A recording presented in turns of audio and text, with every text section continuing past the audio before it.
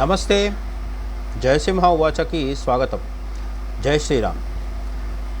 ఒక్కసారి నిజాయితీగా మీ జీవితాన్ని మీరు చూసుకోండి. మీ జీవితంలో మీకు అడ్డుగా నిలిచింది ఎవరు? మీ కుటుంబమా? మీ స్నేహితుల? డబ్బు లేకపోవడమా? అదృష్టం కలిసి రాకపోవడమా?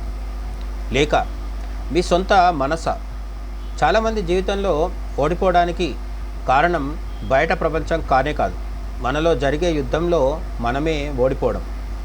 ఉదయం లేచిన వెంటనే ఈ రోజు నుంచి మారిపోవాలి, వ్యాయామం చేయాలి, చదువుపై దృష్టి పెట్టాలి, మొబైల్ తక్కువగా వాడాలి, కోపాన్ని తగ్గించుకోవాలి అని నిర్ణయించుకుంటాం. కానీ సాయంత్రానికి అదే మనస్సు రేపటి నుంచి మొదలు పెడదాం అంటుంది. మనం కూడా దాని మాటే వింటాం. ఇలా రోజులు గడుస్తాయి, నెలలు గడుస్తాయి, సంవత్సరాలు గడుస్తాయి. కానీ మన జీవితం మాత్రం అక్కడే ఉండిపోతుంది. స్నేహితులారా, ప్రపంచంలో అత్యంత శక్తివంతమైన యుద్ధం ఆయుధాలతో జరిగేది కాదు, మనిషి మనసులో జరిగేదే అసలైన యుద్ధం. అందుకే వేల సంవత్సరాల క్రితమే భగవద్గీత మనిషి మనసును అర్థం చేసుకుని అద్భుతమైన బోధ చేసింది. కురుక్షేత్రం అనేది కేవలం యుద్ధభూమి మాత్రమే కాదు, అది ప్రతి మనిషి మనసుకు ప్రతిరూపం. మన మనస్సే ఒక కురుక్షేత్రం. అర్జునుడు ఎవరో కాదు, అర్జునుడే మనం. మనలో వచ్చే సందేహాలు అర్జునుడివే, మనలో వచ్చే భయాలు కూడా ఆనాడు అర్జునుడు వ్యక్తం చేసినవే. మనలో వచ్చే నిరాశ సైతం అర్జున విషాద యోగంలో కనిపించేదే. ఆ సందేహాలను తొలగించే జ్ఞానం శ్రీకృష్ణుడి బోధ, శాశ్వతమైన బోధ. అందుకే భగవద్గీత ఈరోజుకి కోట్లాది మంది జీవితాలను మారుస్తుంది. భగవద్గీతలో శ్రీకృష్ణుడు ఒక అద్భుతమైన శ్లోకం చెబుతాడు. దైవీ హేష గుణమయ మమ మాయా దురత్యయ మామేవ ఏ ప్రపద్యంతే మాయేమేతాం తరంతితే. అంటే ఈ ప్రపంచంలోని మాయను, అంటే కోపం, అసూయ, అహంకారం, భయం, లోభం వంటి మన బలహీనతలను మన శక్తితో మాత్రమే పూర్తిగా జయించడం చాలా కష్టం. దైవాన్ని ఆశ్రయించిన వారికి ఆ అంతర్గత బలం లభిస్తుంది. ఈ బోధలో ఒక గొప్ప మానసిక సత్యం కూడా దాగి ఉంది. మనిషి తన అహంకారంతో పోరాడుతూ ఉంటే అలసిపోతాడు. కానీ తనకంటే గొప్ప శక్తి ఉందని అంగీకరించినప్పుడు వినయం వస్తుంది. వినయం వచ్చిన చోట ప్రశాంతత ఉంటుంది, ప్రశాంతత కలుగుతుంది. ప్రశాంతత వచ్చిన చోట సరైన నిర్ణయాలు వస్తాయి. అక్కడి నుంచే నిజమైన వ్యక్తిత్వ వికాసం ప్రారంభమవుతుంది. మనలో చాలామంది జీవితాన్ని మార్చడానికి కొత్త పుస్తకాలు కొంటూ ఉంటారు, కొత్త కోర్సులు కూడా చేస్తూ ఉంటారు, కొత్త లక్ష్యాలు నిర్దేశించుకుంటూ కొత్త లక్ష్యాలు పెట్టుకొని ఎప్పటికప్పుడు మళ్ళీ బయలుదేరే ప్రయత్నం చేస్తూ ఉంటారు. ఇదంతా మంచి విషయమే. కానీ ఒక ప్రశ్న, మన మనసు మారకపోతే కొత్త పుస్తకం ఏం చేస్తుంది? కొత్త ఉద్యోగం కూడా ఏం చేస్తుంది? కొత్త ఇల్లు సైతం ఏం చేస్తుంది? కొత్త కారు మాత్రం ఏం చేయగలదు? మనసు అదే ఉంటే పరిస్థితులు మారినా జీవితం మారదు. అందుకే వ్యక్తిత్వ వికాసం బయట ప్రారంభం కాదు, లోపల ప్రారంభమవుతుంది. మనిషి బయట గెలవాలంటే ముందు తనలోని బలహీనతల్ని గెలవాలి. మన జీవితంలో ఇంకో పెద్ద సమస్య నెగిటివ్ పరిస్థితులు, నెగిటివ్ సర్కమ్స్టెన్సెస్. ఎవరో విమర్శిస్తారు, ఎవరో చిన్నచూపు చూస్తారు, ఎవరో మనల్ని వెనక్కి లాగాలని ప్రయత్నిస్తారు. అప్పుడు మనం కూడా వారితోనే పోరాడడం మొదలు పెడతాం. రోజంతా వాళ్ళ గురించే ఆలోచిస్తాం, మన శక్తి మొత్తం వాళ్ళ మీదే ఖర్చు చేస్తాం. కానీ ఒకసారి ఆలోచించండి, మన లక్ష్యం వాళ్ళతో పోరాడటమా, లేక మన జీవితాన్ని ముందుకు తీసుకెళ్లడమా? భగవద్గీతలో శ్రీకృష్ణుడు సుఖం, దుఃఖం, లాభం, నష్టం, గౌరవం, అవమానం ఇవన్నీ జీవితంలో సహజమని చెప్తాడు. ఇవన్నీ వచ్చిపోతుంటాయి, వాటిని మనం దారిని మార్చుకోవద్దని చెప్తాడు. వాటిని చూసి మనం దారిని మార్చుకోవద్దని కూడా శ్రీకృష్ణుడు చెబుతాడు. ఈ ప్రపంచంలో ఎవరూ అందరికీ నచ్చరు. మీరు ఎంత మంచి చేసినా, ఎంత మంచి పని చేసినా విమర్శించే వాళ్ళు ఉంటూనే ఉంటారు. మీరు ఎంత నిజాయితీగా ఉన్నా అనుమానించే వాళ్ళు, అవమానించే వాళ్ళు కూడా ఉంటారు. మీరు ఎంత కష్టపడినా తక్కువ చేసి మాట్లాడే వాళ్ళు సైతం ఎదురుపడుతుంటారు. అయితే వాళ్ళ కోసం మీరు ఆగాల? ఒకవేళ ఆగితే ఎందుకు ఆగాలి? ఒక రైలు తన గమ్యాన్ని చేరడానికి మధ్యలో మొరిగే కుక్కల కోసం ఆగిపోదు కదా. ఒక నది సముద్రాన్ని చేరడానికి దారిలో ఉన్న రాళ్లతో గొడవ పడుతూ అక్కడే నిలిచిపోతుందా? ఒక గద్ద ఆకాశంలో ఎగరడానికి కాకుల అనుమతి తీసుకొని బయలుదేరుతుందా?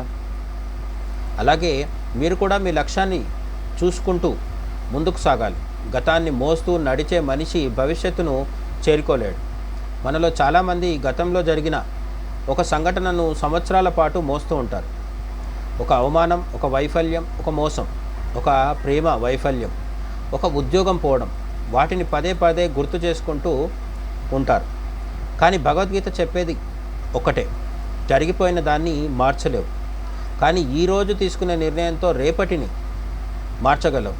మీ భవిష్యత్తును నిర్ణయించేది మీ గతం కాదు, ఈరోజు మీరు ఎంచుకునే ఆలోచనలు. మీ గతం భవిష్యత్తును ఏం చేయకపోవచ్చు, కానీ మీ వర్తమానం మీ భవిష్యత్తును నిర్దేశిస్తుంది. మీ అలవాట్లు, మీ క్రమశిక్షణ, మీ దృక్పథం. భయం గురించి కూడా భగవద్గీత గొప్ప సందేశం ఇస్తుంది. భయం బయట నుంచి రాదు, అది మనలోని ఆసక్తులు, అధిక మమకారం, కోల్పోతామనే భావన, అభద్రత భావన నుంచి వస్తుంది. మనకు ఏదైనా కోల్పోతామనే భయం ఉంటే మన నిర్ణయాలు బలహీనంగా మారుతాయి. ఓడిపోతాననే భయం ఉంటే ప్రయత్నమే చేయం. విమర్శిస్తారనే భయం ఉంటే మాట్లాడం. విఫలమవుతాననే భయం ఉంటే వ్యాపారం ప్రారంభించం. అందుకే భగవద్గీతలో భయం లేని మనస్సును గొప్ప గుణంగా భగవంతుడు మనకు చెప్తాడు. ధైర్యం అంటే భయం లేకపోవడం కాదు, భయం ఉన్నా సరైన పని చేయడం, అదే నిజమైన ధైర్యం. మన జీవితంలో దేవుడు మనకు కావాల్సిన దానిని ఎప్పుడూ మనం కోరుకున్న ప్యాకింగ్లో ఇవ్వడు. మనకు ఉద్యోగం కావాలి, మనకు దేవుడు అవకాశం ఇస్తాడు. మనకు విజయం కావాలి, దేవుడు కష్టాన్ని ఇస్తాడు. మనకు బలం కావాలి, దేవుడు సమస్యలను ఇస్తాడు. మనకు సహనం కావాలి, దేవుడు ఎదురు చూడాల్సిన పరిస్థితిని ఇస్తాడు. చాలాసార్లు మనం సమస్యగా చూసేది మన జీవితంలో వచ్చే గొప్ప ఆశీర్వాదానికి ప్రారంభం కావచ్చు. విత్తనాన్ని నేలలో పాతి పెడితే అది చనిపోయిందని అనిపిస్తుంది, కానీ నిజానికి అక్కడి నుంచే జీవితం ప్రారంభమవుతుంది. అలాగే మీ జీవితంలో ఈరోజు ఎదురవుతున్న కష్టాలు కూడా మీ ఎదుగుదలకు పునాది కావచ్చు. కాబట్టి పరిస్థితులను శాపంగా చూడకండి, పాఠంగా చూడండి. ప్రతి సమస్య మీ వ్యక్తిత్వాన్ని పదును పెట్టడానికి వచ్చిన గురువు, ప్రతి అవమానం మీ అహంకారాన్ని తగ్గించడానికి వచ్చిన అవకాశం, ప్రతి వైఫల్యం మరింత బలంగా తిరిగి రావడానికి ఇచ్చిన శిక్షణ, ప్రతి నిరాశ మీ సహనాన్ని పెంచడానికి వచ్చిన పరీక్ష. చివరిగా ఒక విషయం ఎప్పటికీ గుర్తుంచుకోండి, ప్రపంచాన్ని గెలవడం గొప్ప విషయం కాదు, తన మనస్సును గెలిచిన వాడే నిజమైన విజేత. మీరు ఎలా సంపాదించారనేది జీవిత విజయం కాదు, మీరు ఎంత ప్రశాంతంగా జీవించగలుగుతున్నారనేదే విజయం. మీరు ఎంత పెద్ద స్థాయికి వెళ్ళారనేది గొప్ప విషయం కాదు, ఆ స్థాయికి వెళ్ళినా మీ వినయం అలాగే ఉందా అనేదే గొప్ప విషయం. మీరు ఎంత మంది మీద గెలిచారనేది కానే కాదు, మీరు ఎంత గెలిచారనేది అసలైన విజయం. అందుకే ఈ రోజు నుంచి ఒక నిర్ణయం తీసుకోండి. ప్రతిరోజు కొంత సమయం మీ మనసును పరిశీలించండి, కొంత సమయం మంచి పుస్తకాలు చదవండి, కొంత సమయం భగవద్గీత బోధనలను అర్థం చేసుకోవడానికి కేటాయించండి. మీ కోపాన్ని తగ్గించండి, అహంకారాన్ని తగ్గించండి, కృతజ్ఞతను పెంచండి, క్రమశిక్షణను పెంచండి. ప్రతిరోజు 1% మెరుగుపడుతుంది. ఎందుకంటే మన జీవితాన్ని ఒక్క రోజులో మార్చేది అద్భుతం కాదు, ప్రతిరోజు చేసే చిన్న చిన్న మంచి నిర్ణయాలే. భగవద్గీత మనకు నేర్పిన గొప్ప సత్యం కూడా ఇదే. బయట ప్రపంచాన్ని మార్చాలని ప్రయత్నించే ముందు మన మనసును మార్చుకోవాలి. మనసు మారితే ఆలోచనలు మారుతాయి, ఆలోచనలు మారితే అలవాట్లు మారుతాయి, అలవాట్లు మారితే వ్యక్తిత్వం మారుతుంది, వ్యక్తిత్వం మారితే విధి కూడా మారుతుంది. అందుకే ఈ రోజు నుంచే ప్రారంభించండి, రేపు కాదు. సరైన సమయం కోసం ఎదురు చూడకండి. మీ జీవితంలో అత్యుత్తమమైన రోజు ఈరోజే కావచ్చు. మీ జీవితాన్ని మార్చే అత్యుత్తమమైన నిర్ణయం ఇప్పుడు మీరు తీసుకునే నిర్ణయమే కావచ్చు. భగవద్గీత చెప్పిన జ్ఞానం 1000 సంవత్సరాల క్రితం ఎంత నిజమో ఈరోజు అంతే నిజం. ఆ జ్ఞానాన్ని కేవలం చదవకండి, జీవించండి. అప్పుడు విజయం మీ వెంట వస్తుంది, ప్రశాంతత మీ సొంతం అవుతుంది, మీ జీవితమే ఇతరులకు స్ఫూర్తిగా మారుతుంది. మనకు తెలిసిన 2 వ్యక్తులు ఉన్నారు. తన దేశంలో మొదలై భారతదేశం దాకా వచ్చి తిరిగి వెళ్ళిపోతూ 2 కాలి చేతులు గాల్లోకి పెట్టి చనిపోయిన అలెగ్జాండర్. అలాగే కేరళలో పుట్టి కాశ్మీర్ వరకు, హిమాలయాల వరకు, ఆసేతు హిమాచలం కాలి నడకతో పర్యటించిన ఆదిశంకరాచార్యులు కూడా ఉన్నారు. అలెగ్జాండర్ల భౌతికమైన కోరికలతో మన జీవిత ప్రయాణం సాగించాలా, సంపూర్ణమైన జ్ఞానంతో, డిటాచ్మెంట్ వైరాగ్యంతో కర్తవ్యాన్ని నిర్వహిస్తూ ఆ కర్తవ్యం వల్ల వచ్చే ఫలితాలకు ఎటువంటి ఆసక్తి చూపకుండా, వాటికి లోబడిపోకుండా మన పని మనం చేస్తూ వెళ్తామా ఆదిశంకరాచార్యులలాగా అనేది మన మీదే ఆధారపడి ఉంటుంది. మనం అలెగ్జాండరో ఆదిశంకరాచార్యులు అవ్వాలి. ఈ రెండు కాకుండా అనామకంగా మిగిలిపోయే వాళ్ళు కూడా ఎంతోమంది ఉంటారు. మీ ఉద్దేశం ఏంటి?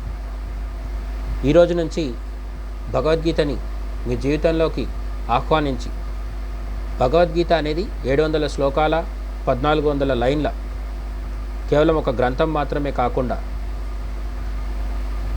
మన జీవితాన్ని మార్చే ఒక సజీవమైన విజయ రహస్యంగా అమలు చేస్తామా లేదా అనేది మన చేతుల్లో ఉంటుంది. మీరు చేస్తారని ఆశిస్తూ జై హింద్, జై శ్రీరామ్.